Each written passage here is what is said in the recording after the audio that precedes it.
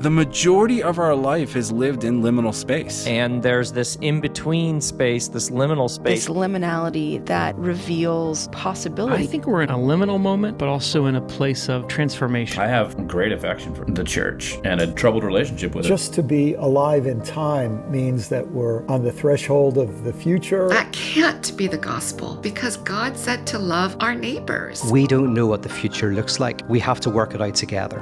Cynthia Beach, welcome to the Liminal Living Podcast. It's great to have you on my screen today. Yeah.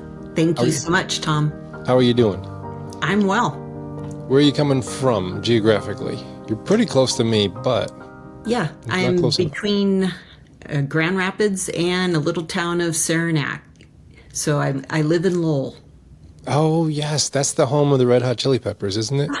I don't know, actually. We'll have to ask Dave that. Dave knows that? Dave's been on the show. It's been a little while, but he's been on the show. He was on year 1, I think. He was episode, maybe even first 10 or maybe first 15. Wow. Yeah. That was a while ago. You're going to be episode 122, I think. As I should be. Of course. So I get better as I move forward, and then I got to save the better guess for later. You know? Oh, yeah, right. Don't tell Dave we said that, though. I won't. Well, I have a fun question. You're a writer. You taught creative writing for a long time as a professor. And you have these novels. You love creative writing. So my opening question is, if you could take an all-expense-paid writer's retreat anywhere in the world, where would it be? And the more important part, what drink will be on your desk? Castle Rock, Northern Ireland. So Castle Rock, Northern Ireland is where I would go for my retreat, and I hope to be there end of summer. But I'm absolutely in love with that area. I have a novel series. After I finish my sequel that I'm working on now, I have a novel series, the Seabourn series, that begins in Castle Rock and then arrives in America. So probably about 1830s, 1850s. So yes, that's where I'd go. As far as drinks, I just feel like I'm going to be a real disappointment here. I'm sorry to say, but I'm kind of not creative there. I use it all up in my writing. What can I say? So just a glass of water? Just probably a glass of water. But don't tell anyone, Tom. Okay. This isn't going to be made public at all. Well, you can get a little crazy and do a wedge of lemon. How about that? That would be my crazy. Yeah, absolutely. All right. Well, why did you pick Castle Rock? Have you been there and you loved it? Or is it a place you've always wanted to go and so you researched and wrote about it? I fell in love with it, and I think what I would say, Tom, is perhaps it chose me. I have ancestors who came from Ballymoney, Northern Ireland, which is nearby. I wonder if some of my ancestors were in Castle Rock area. But there is a story of an elderly man, Alfred, who was in his early 80s.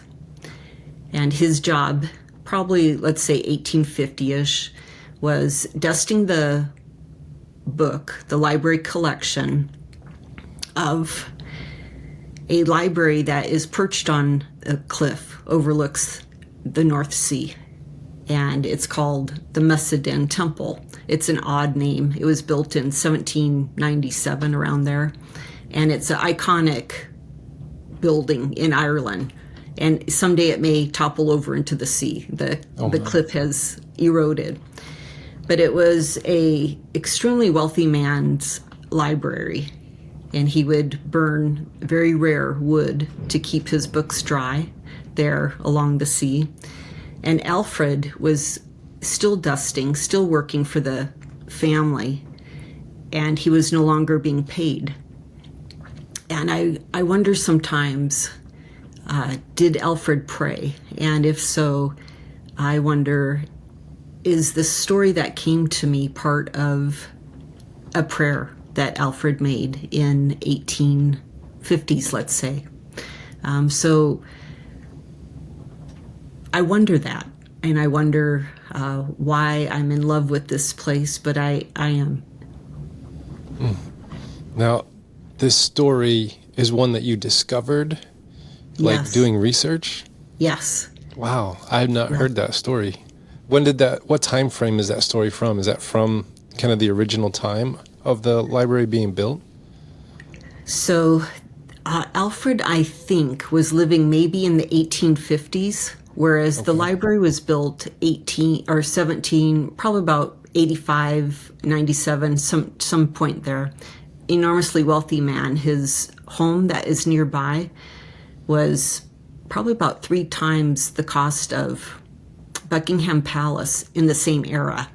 Wow. So part of it, Tom, is the money that was coming to the British by the taking of Ireland.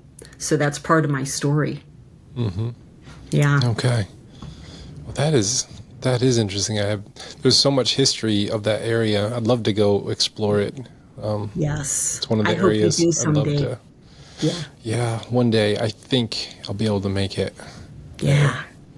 Well, you're talking a little bit about your roots already, being from Ireland, some ancestors. What kind of soil did your life grow up out of, and how did faith play a part in that? Yeah. I had a very different life than some of my characters, and I felt some conflictedness.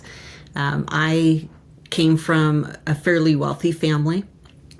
My dad was a successful dentist in California, so I was the person who had the swimming pool and my horse and a large home and so forth.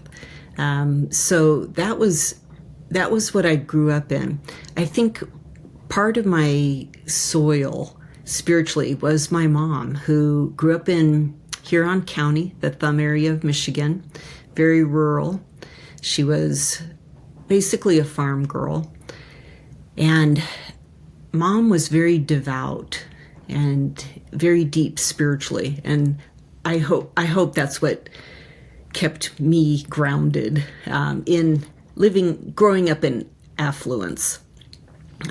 We left that area. We were in Los Gatos, which is very affluent part of California near San Jose, and settled back in Huron County.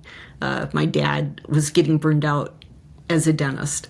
And that enormous change, this happened halfway through my freshman year of high school, really stripped me of any social support. And so I really began to cultivate solitude and I think a more contemplative spirit. We lived near Lake Huron, and I would spend a great deal of time alone. And I was imaginative. I was, already the parts of me as a writer were showing up.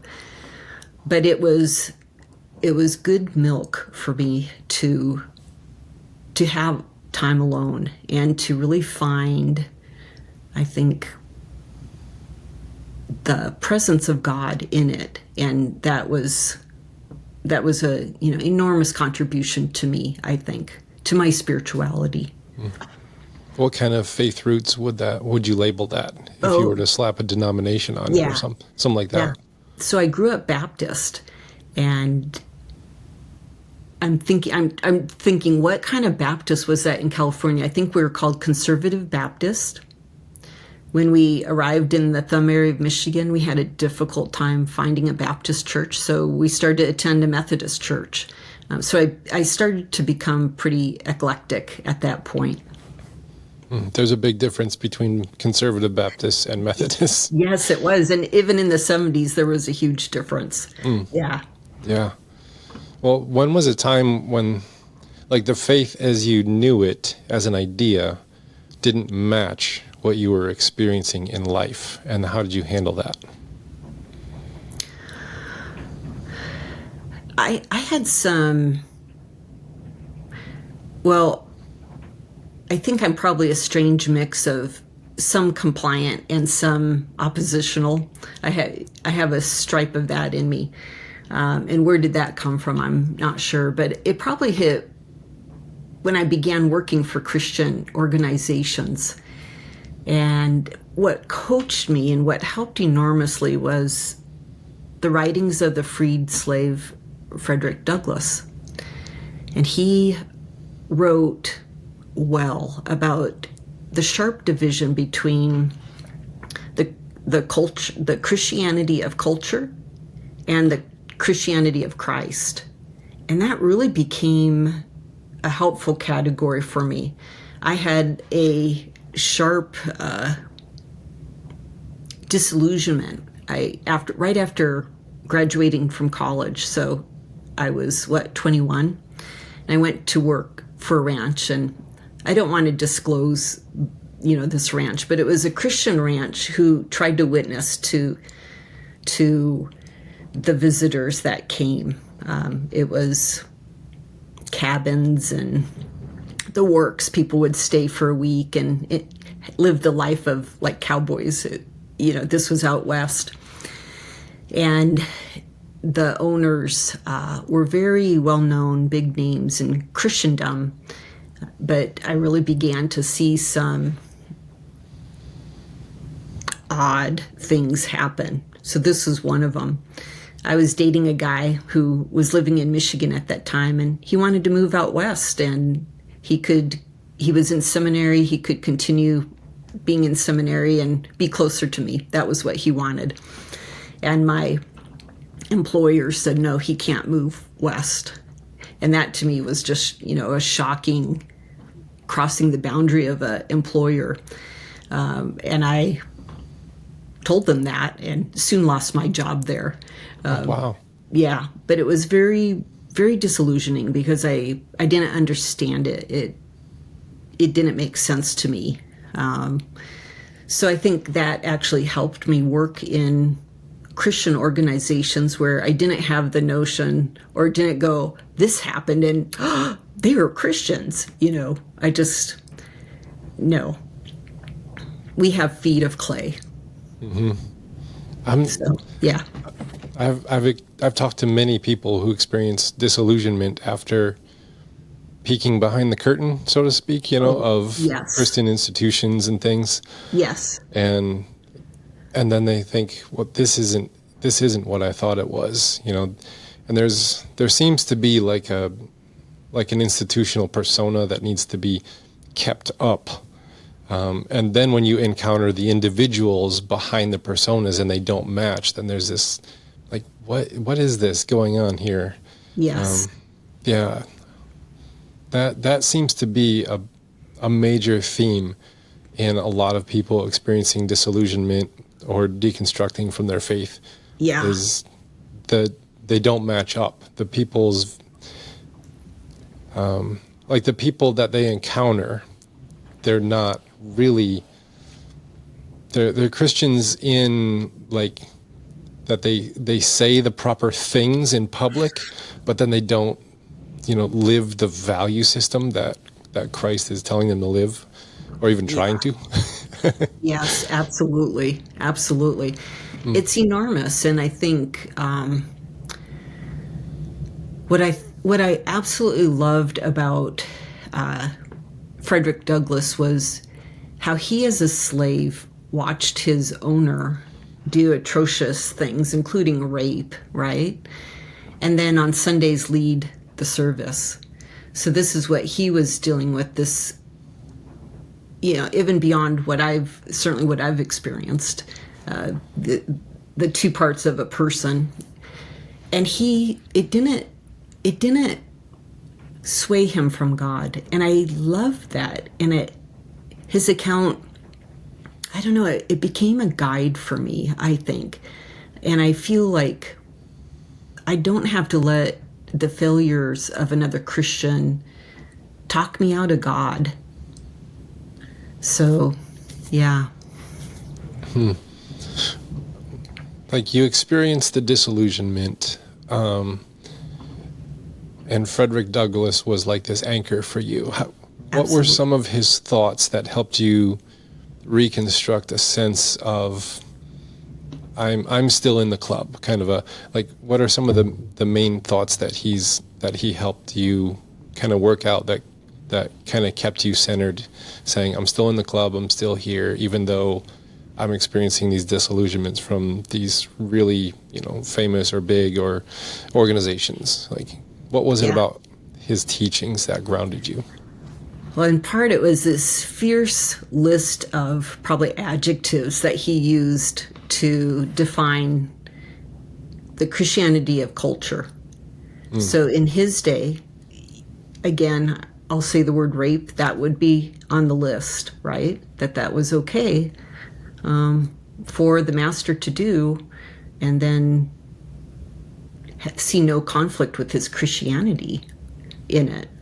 So he had this fierce list, which I'm not going to be able to recount by memory, and then compared it to Christ's list, where servant, gentle, although I believe Christ had a fierce streak as well.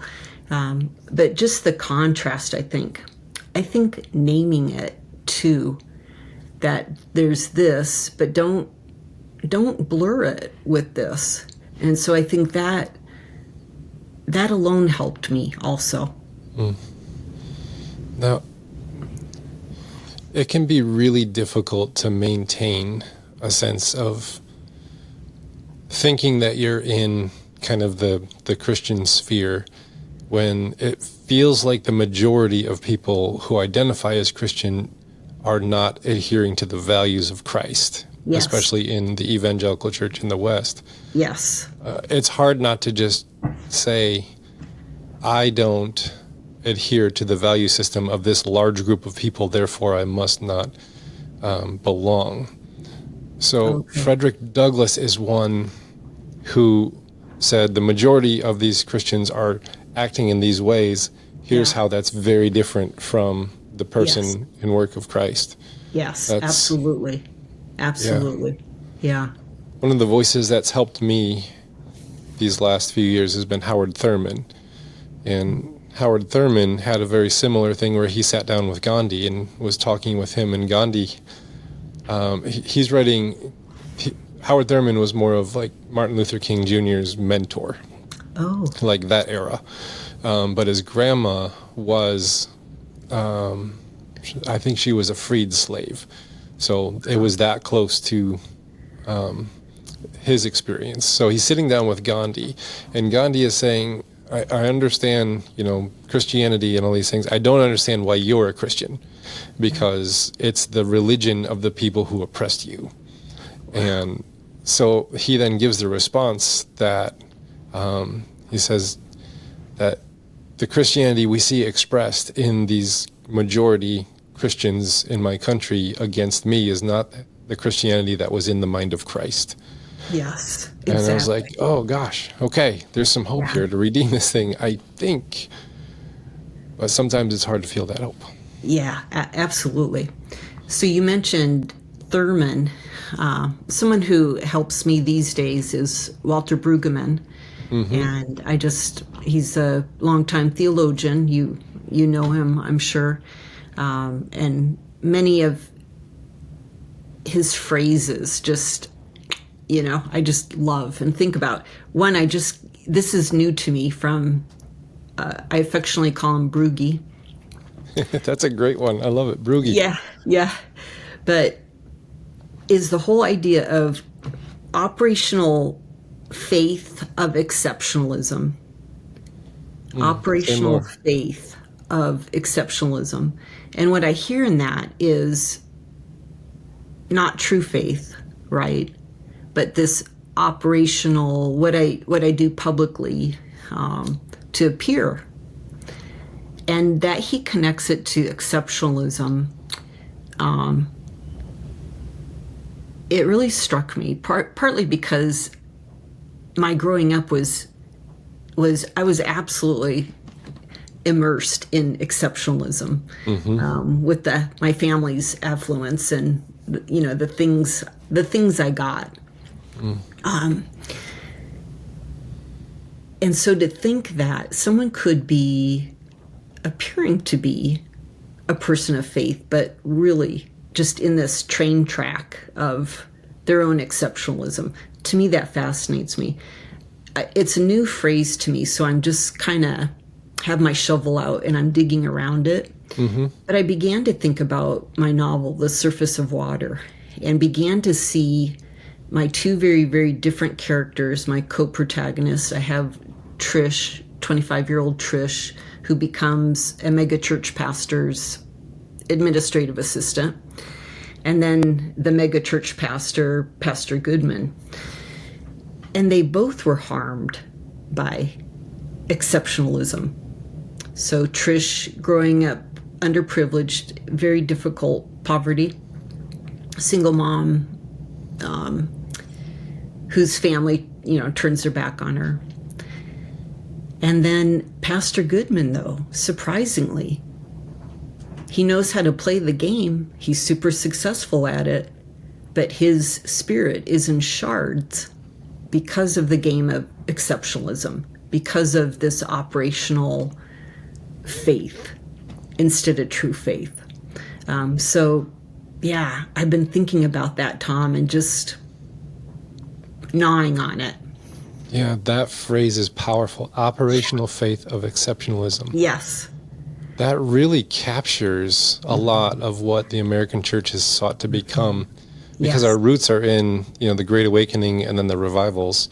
Yeah. And everything was bring the masses, convince and convert the masses, kind of an understanding of, in my doctoral work, I looked at Charles Finney a little bit. Oh. And Charles Finney was an evangelist in the 1800s that came out of the Reform movement, but the Reform movement kind of denied him and said, oh, he's really off the rails. But he was very successful because he came up with Finney's new measures, basically how to be an effective preacher to get conversions. And kind of running from his Reformed faith, the Reformed faith has that total depravity, Calvinistic understanding. And he said, well, they're not totally deprived, it's just their will. And so what we need is to help their will. And so these are the things that will help their will make a decision for Christ. And then, preaching without notes, preaching outside or in tents and not in church buildings all the time. He's the one that kind of crafted the altar call. He had what was called the anxious bench down front. Interesting. And if you were feeling some kind of a anxiety within you, spiritual anxiety, you can come and sit on the bench and then everyone would pray for you while you're sitting there, but you got to come down to the front so there's all of this. Yeah. And one of the things that I noticed in his story was that he was really good at gathering the people for this big emotional thing. And then he's a circuit rider, so he moves on to another town. And then he came back around to his original towns and noticed that the majority of the people didn't keep up with it. And so he started to think well, then how can we make it a little bit more solidified? And he came up with the theology of backsliding. Oh, interesting. So that terminology came from Finney. Wow. And it was all based on his failures to discipleship when he was preaching. Mm-hmm. So he says, there's, he loved lists. So there's all these, this is what it looks like to be a backslider. If you were ever more excited about God than you are now, if you were ever praying more than you are now, if you're ever more excited about reading the Bible than you are now, you're a backslider in danger of the fires of hell. So you really need to keep on top of this. Yeah. So he preached this whole backsliders method to try and keep people engaged after he had, and if you really look at it, a lot of evangelical methodology comes out of that. We have to set the right tone, get the right lighting, play the right music, do the right fog machine. Yes. And then get people to have an emotional response. And then, then we got to keep them somehow. So we got to get them, employed in service and giving and involved. And it's this stuff works. It does work to a point, but it only brings you so far, kind of a thing, and I don't think it really encourages an authentic faith. It's more of it gets you excited about this new thing that you've experienced. Yeah. What sounds a little troubling is attaching shame to if you feel this high over it and Monday you're down a little bit, you know, that shows trouble. And I don't know, it sounds like it could easily attach shame to it instead of a quiet or contemplative expression. Yeah, interesting. Yeah, I noticed that, and that kind of comes from that personas, and like your book really explores that persona of the megachurch and the success and all that. And a lot of public personas and institutions, like, they depend on these curated images. Yes. And a lot of those curated images are falling apart. You know, there's stories in the news all the time, prominent pastors falling because it found out that this and this. And for a while, I was like, well, of course, because they're not involved in my circles of spiritual formation and whatnot. Yeah. And then Jean Vanier came out as one of those people, and I thought, no, but he's one of my people. He can't do that. Wow. Yeah. These personas seem dangerous. They seem, and they're crumbling. And so people's faith in institutions and faith in church and faith in God are crumbling with the personas that are crumbling. Do we jettison personas, or is there a way to use personas authentically that rally people around something a little bit better? I don't know if I'm asking the question right, but just start talking and see what happens. Well, when you said that, I felt curious about you, Tom, as a pastor, you know, what you would say to that. I'll just say real quickly, as a prof, I was a prof for 30 years. We were taught to have a persona also as we teach. And I don't know, I think we fall into habits. What I'm thinking right now is I think we fall into habits of how we relate to people, right? When I'm out of my house. When I'm in my house, I also have patterns of relating. But yeah, what do you think about it? In all honesty, I would say that for a long time I was terrified of success because of that. Because of persona and feeling divided from the truth of you, your inner self? I have been afraid of success, and then when that success demands of me to adopt a certain persona to make it further or bigger, or like, that demand is real. The temptation is real. Yes. And so I'm a pastor of a smaller church. We are experiencing growth, but fortunately our sanctuary only seats 100 people. So it's like there's a cap on this, and we're in a smaller town. But then you have these larger mega churches that are in suburban areas, and it's like a Walmartization of church where they're drawing all these people, and there's thousands of people, and they have all these amenities, and then they have the right shows, and they have the right, and like, it's that operational faith of exceptionalism. Yes. Like, I don't want to fall prey to that. Absolutely. But at the same time, like, there is like good things to share. You know, you write something, you create something, you want to give it to the people and say, I think this might be helpful. Yes, absolutely. Absolutely. So there's a tension, there's a line, and I'm more afraid of success than I am of failure, probably, as a pastor, because of that. I don't want to hurt people. I don't want to fall into ego traps and all of that kind of stuff. Yeah. Dave and I attended, I don't know if you know the name Dan Allender. He was kind of a pioneer, early writer about healing from sexual abuse. And he founded Seattle School of Theology and Psychology. Dave wanted to do his counseling master's out there, so we headed to Seattle for a few years at the turn of the century. And Dave did his degree there. I did a degree in spiritual direction. I did a certificate, and we loved it. But what Dan said that I think was grounding for us was each and every one of us, right, is full of depravity and glory. And it's like these two things we carry. And it's not one or the other, but we carry them both. As a paradigm that interests me, paradox fascinates me because it seems like it holds things better, both and instead of either or. So the paradox of I am full of depravity and I am full of glory. How shall I then live, right? How shall my megachurch pastor live when everyone in his congregation wants him to be this wise, stable person every day in his life, every minute of his life, and so forth. And I think that when we emphasize the glory and not the depravity, like if you look at Jungian psychology, then that creates a shadow. Yeah. And then the shadow self becomes an inflated ego and the shadow and the ego both conceal the true self, if you look at it kind of that way.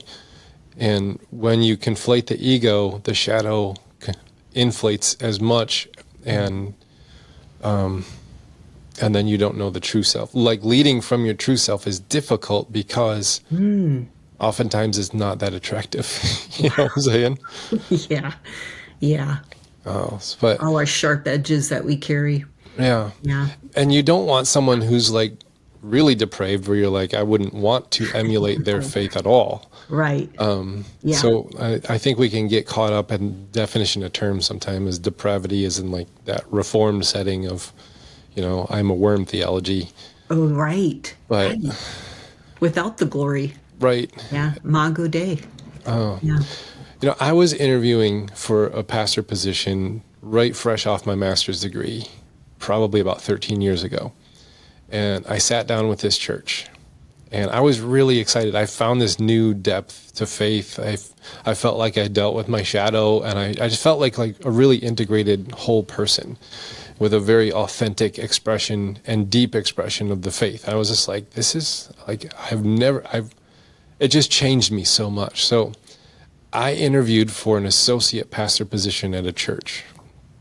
And I sat down and I answered all the questions in the whole sphere, and I experienced disillusionment there because this is a direct quote of what they said. Wow, your faith is so authentic and rich and deep, but we are looking for someone with administration gifts.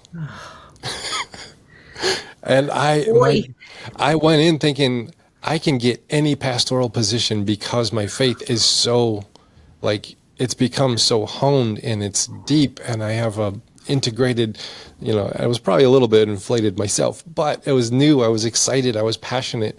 Yeah. And to sit down with a whole team of pastors, and they were like, wow, we haven't seen this kind of faith before. This is really amazing. Yeah. But we'd rather have an administrator. Yes. And I left kind of in shock and disillusioned.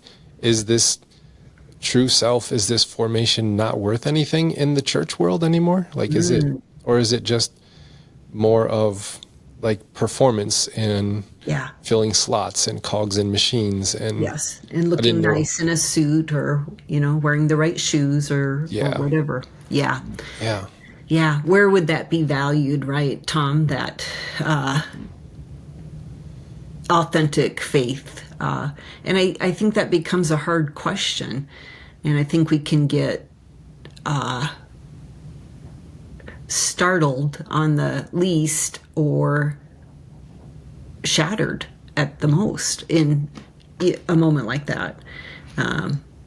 So I hear you on that. Mm-hmm. Yeah. And being someone on the inside of church, it's hard not to be disillusioned. I look back on a lot of church experiences I've had. Fortunately, I've landed in a really good spot. I've been here 6 years, working on my 7th, and this is something that is sustainable, and really, I love it.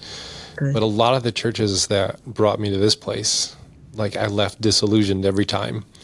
You know, it's, I was going over that list with a friend of mine on the way to office today, just like remembering like, well, I was disillusioned here with these people. And then I moved to this church and like, well, this one's better because all these things, and then disillusioned there and then moved and disillusioned. And like over and over again, it's been difficult for me as a pastor to see the spiritually formed lives of the majority of church people and think, how long have they been here? Like I was a part of this, and they don't really reflect and model the life of Christ. It's more of, I'm kind of an idealist where I think, well, church should spiritually form people to be more like Jesus. And then you look at the majority of church going people and it's like, wait, how do you vote for this person? How do you stand for these issues? How do you, this is so counter to what it is.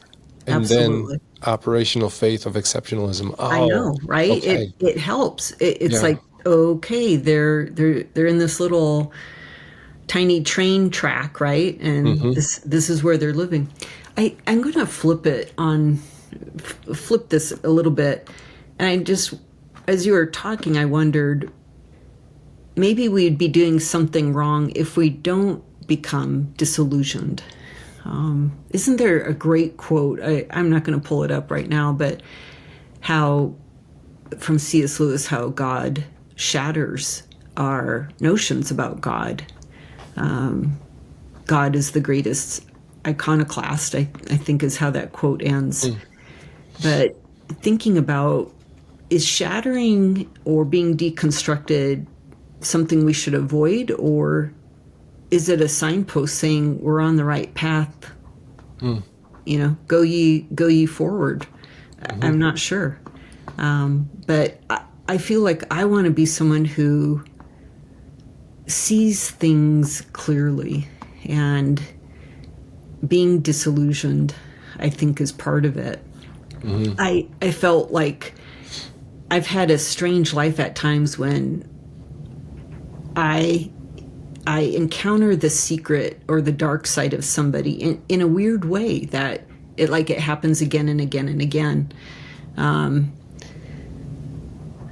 So maybe this ranch that I worked at, and they're considered lights in the community and so forth, doing a really good work from those who aren't on their ranch, right? And close up, it was disturbing, some of the boundarylessness or whatever, and seeing secrets like that is hard. What do we do with it? But yet I want to be able to see things as they are, or at least toward that. So yeah.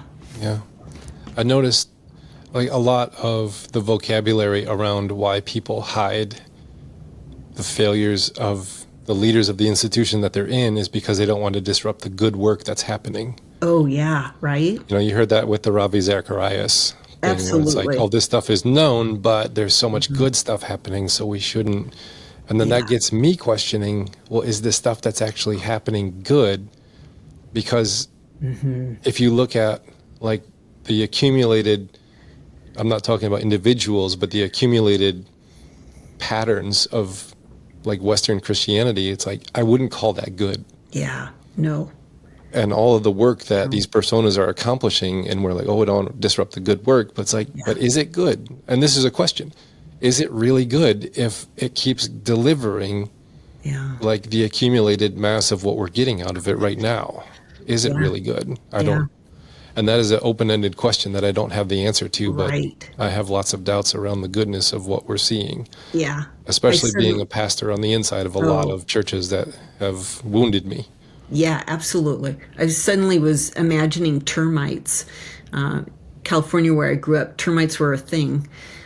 Maybe not so much in Michigan, I'm not sure, but thinking about how wood is weakened in a hidden way when termites are at work, and thinking about the strength of what a church has been built with.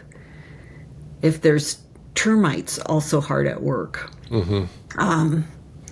So, yeah. I wonder that too. In fact, so again, Tom, I've just been noodling on that quote I told you and just walking around it, looking at it from all sides, I think. And one thought I had is sexism, is racism like this fruit of, like an ugly offspring of exceptionalism? Is that where it comes from? Like, what's beneath it? Why are we floundering so much? We seem to be going kind of backwards in these areas. To be exceptional, you have to be better than somebody. Yes, absolutely. I'm talking out loud here. That. And so if you're going to be exceptional, your institution, your organization, like I've come to understand the way that I held theologies was probably wrong. Like the wording was probably orthodox and correct, but the way that it was in practice wasn't. So I would say Christ is the only way and the truth and the life. But how I practiced that was a Christian supremacy that says I am better than everyone because I now have the correct understanding and metaphysic of all of reality that you have to now bend your knee to. Yes. And that's that's a different, the way that you exercise those words then becomes a form of white supremacy or patriarchal supremacy or whatever you want to label that as. Exceptionalism has to be done at the expense of somebody because when you're exceptional, this group is not. Because if everyone's exceptional, then nobody's exceptional. So you are exceptional, then you're doing it at the expense of somebody. And in America, I think women, minorities, indigenous people have been probably the greatest victims of exceptionalism. And then white men, like myself, have been, we still get wounded by it. But not in the same ways. So. Yeah, absolutely. So thinking about what matters is my standing, right? And now you get to listen to me. I have the right understandings. I was an interim pastor for a church that had like a long-term pastor, like 30 years, retired, beloved pastor kind of a situation. So they brought me in to kind of refocus, reorient, restructure, and then lead a pastoral search process. But I had no vote in the actual search process. I was just kind of like, I will coach you, but this is your decision, and it was a very conservative church. And I did a lot of that work, restructuring, reorganizing, all that kind of stuff. And when it came time to pastoral searching, they were kind of done with the interim process. And they just found like this younger guy, and they're like, oh, young pastor, great idea. Got kids, awesome. Let's bring him in. And in the interview process, I'm like, you got to find out, like, the best question to ask a pastor coming in is, who's your favorite author or preacher? Because they're going to model their whole ideology off that person. Wow.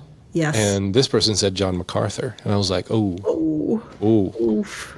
I was like, well, I know what kind of pastor John MacArthur is, and if he idolizes that person, then I know what kind of pastor he's probably going to turn out to be. And he came and interviewed. They loved him. And we sat down with the denomination leaders and church leaders and everything. And they're like, okay, it feels like we're ready to go forward. Does anyone have any reservations? And I was in the room, and I said, I have one. And everyone looked at me, and they said, well, what is it? It was an uncomfortable moment because everyone was supposed to just go along. And I said, well, he's young. He hasn't suffered yet, and he's going to wound people with his pride.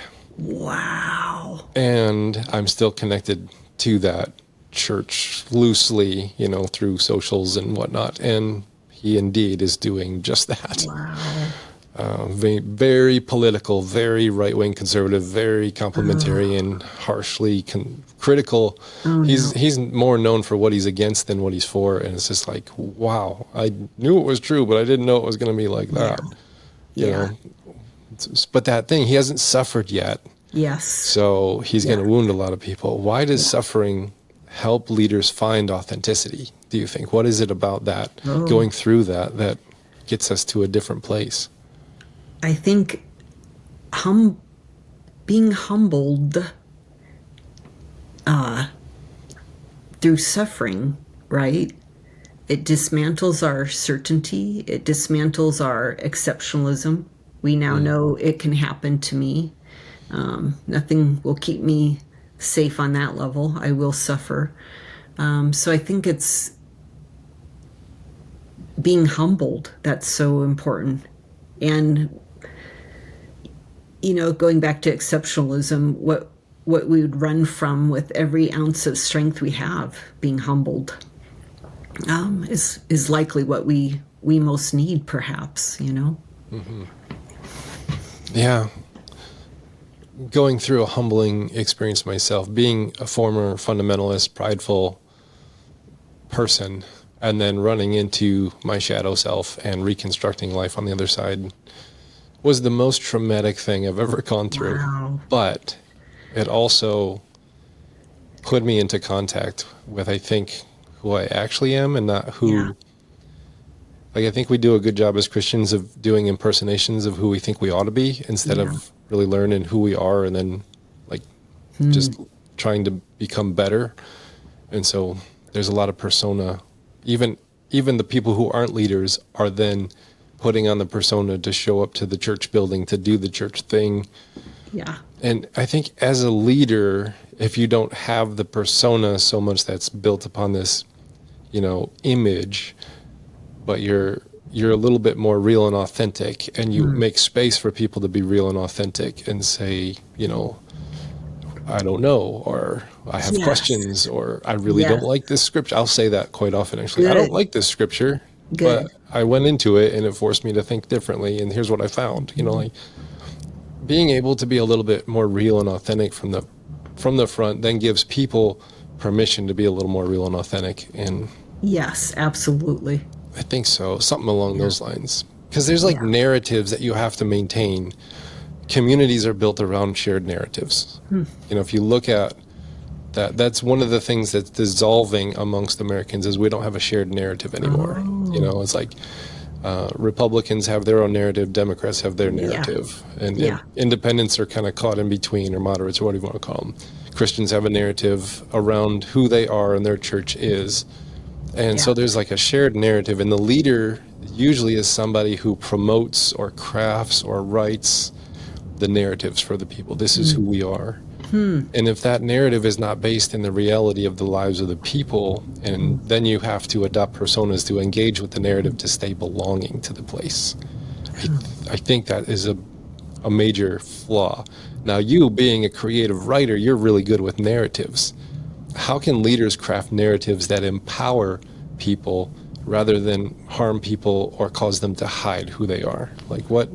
What methods would you, as a writer, give some leaders who are trying to craft community narratives in a healthy manner? Listen. Perfect. Say some more. I'm listening. Listen. So I really worry about a leader who would try to tell the story alone, because they're missing things. They're missing voices. They have maybe even a temptation for the narrative to be X, and it's really Y, and they're the only ones who don't know it, maybe. But to listen to others, to build the story that way, what would happen? That sounds like you can't control it. Yeah, right? Yeah, absolutely. Absolutely. And maybe it binds that, Tom, that desire to control it, to make it propaganda instead of truth. I don't know. Yeah, that propaganda instead of truth. You said that water in your novels represents plunging into the deep end of truth. Yeah. How does that metaphor reflect your understanding of truth versus propaganda, that the surface of the water or the image of water in your writings? Well, we certainly want things to be a certain way. I want to be exceptional, Tom, right? And I want you to think I'm exceptional. I want your listeners to think I'm exceptional. So we certainly have that at work in us. But what does it mean if we let that go? And I think the word is surrender, right? And in fact, surrendering to the deep. What happens then? Maybe part of your shattering that you mentioned a few minutes ago of encountering your dark side, having to look at yourself square, was surrendering, going into the deep, going into the deep water. So maybe it's that. I think water also is, you said truth, it's also grace, it's also God in my novel. And it's bothers Goodman, the pastor. It bothers him whenever water's around. He's noticing it, and as a thing he lacks. So what does it mean for someone like him to finally let himself be immersed? When I was a part of a church that was going through a restructuring process years ago, we had kind of a well-connected interim pastor that came to lead that process. And he knew a pastor who was on Outreach Magazine's top 10 fastest growing churches in America.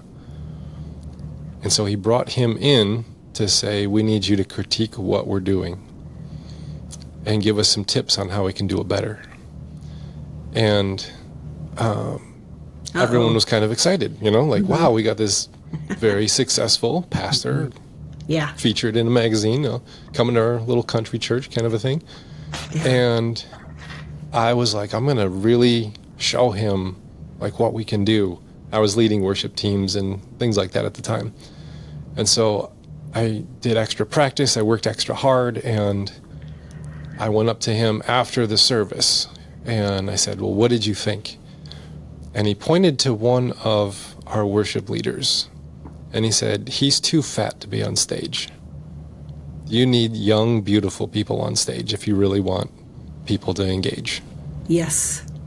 I didn't know what to do with that statement. I was speechless in the moment. It caught me off guard. Yeah. And I realized, like, there's nothing about this man's faith or spirituality that I would want to emulate. And yet he's built a successful, in air quotes, a successful institution. Do you think that the success demands that people surrender pieces of their authentic self and soul over? Or do you think that it's certain personalities are gifted at building things really large? Yeah, I wonder about the last, right? That there's a skill set that can create a mega church. And if there are gifts attached to it, what are some of the negatives attached to it also? So I start to feel skeptical about the definition of success we also have, where if I say it's a successful church, everyone would imagine a large church, most likely, right? That's busy, a busy, large church doing a lot of things. And is that successful? But we do have this notion, right, of let's ask him, and then we're shocked at the shallowness of it, the contempt for others. But he's also correct in a way. Yeah. Because if you look at all of the modern worship videos of what modern worship music, they follow that rule. Yes, absolutely. And they get the views and they get the engagement and it works. Yeah. Well, there was a movie about the Oakland A's. Brad Pitt was in it a few years ago now, and it was how a paradigm changed and how to choose which player to bring onto your team. And one of it became about looks. So even the athletes had to be good looking. So, are we there in our culture?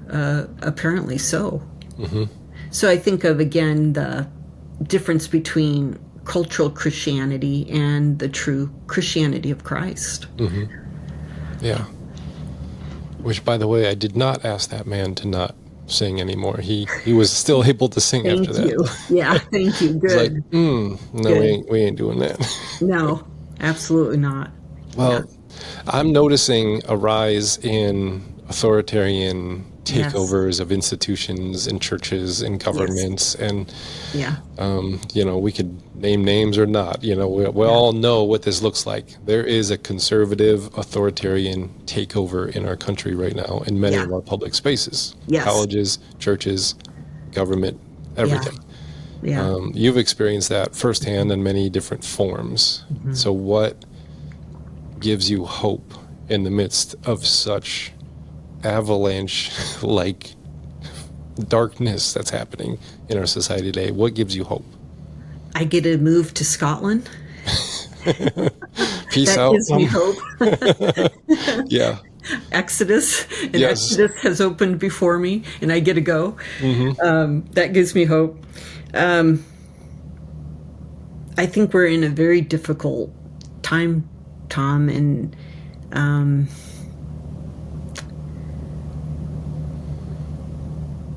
thinking about hope. I don't think I go there immediately. I think I want to try to grapple with naming what is happening and trying to see it and not kid myself. What helps me is I remain a fervent believer in God's tenderness toward me. For example, suddenly being invited to Scotland to be an artist in residence. I didn't see that coming, and I'm so thrilled and delighted like a kid over it. And I believe God, for whatever reason, has extended this to me. He's given it to me to do. Beyond that, I hope in the character of God, the love of God, but I don't know what to say otherwise.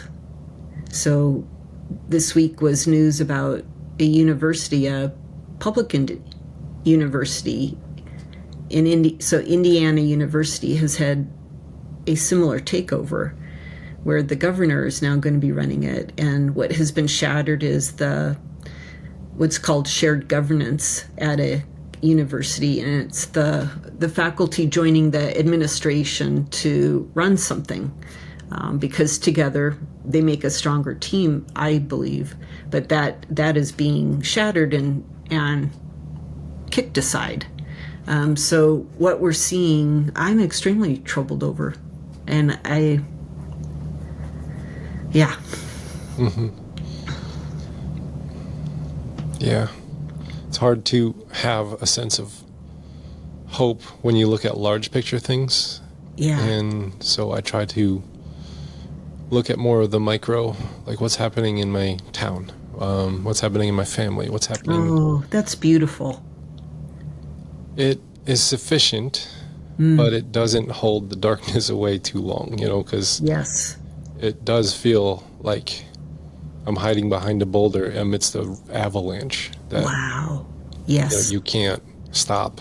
Yes. All of this, and it seems as though the church is really excited about all of the new authoritarian takeover stuff, and it's like I don't have a lot of hope for institutional Christianity in the West. No, I don't either. I think we're headed towards post-Christian society, which we're probably already there in practice. Yeah. But I think a lot of people, after all this is said and done, a generation from now, I think it will have done severe damage to the cause that they were trying to advance with the authoritarian. Agreed. So, I heartily agree. I think we're going to look really bad. Mm-hmm. We already do. Yes. Yeah. And yep. I think history will judge that harshly. Yes. And there'll be a lot of people disillusioned about faith, Christianity, Jesus, because of this era we're in now. So it's really hard to have hope in that larger picture. So then I try to make my church a little microcosm of what I wish the larger thing was going to be. And so it doesn't mean it's easy. Still feels like an avalanche, still feels hopeless. Yes. Like I'm trying to hold back a tsunami with a little paper cup, as that one song says. But I just try to localize my actions and my vision and try to, that's what I'm doing. Good. So, Dave and I wanted to create some policies. How can we stand in this time that we find ourselves living in? And one thing we really wanted to enact was kindness, and to even, like have 3 acts of kindness a day, where just very intentionally when we're out shopping or something like that, to be kind to others. And I think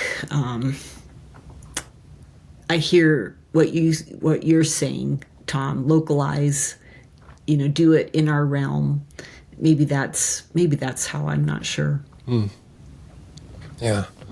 I have one last question for you. Sure. If you could give listeners one piece of advice on the creative process, nurturing that, feeding that, expressing that, what would be your best advice for those who want to kind of nurture that creative side? Let yourself do it. Say more. Let yourself do it. I think we can put our creative time, whether we want to write or do art, at the bottom of our list. Okay. Or, I don't know, disqualify ourselves. If I was at this level, then I'd do it. It would be real. And so I could spend a half an hour of my day writing. Let's just go with writing. But to let ourselves do it, I think, is enormous, and not worry about the end product, but to allow ourselves that play time.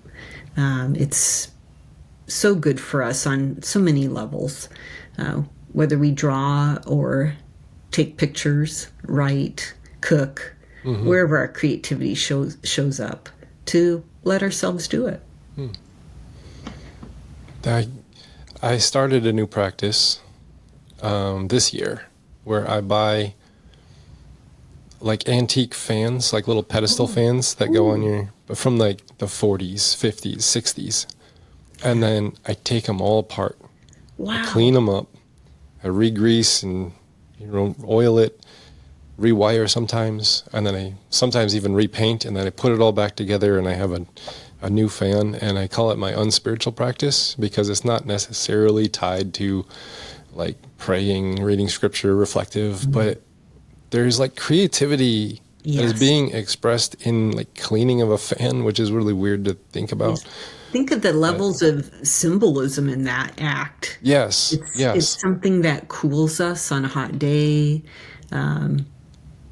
Cleaning, like a restoration of something good.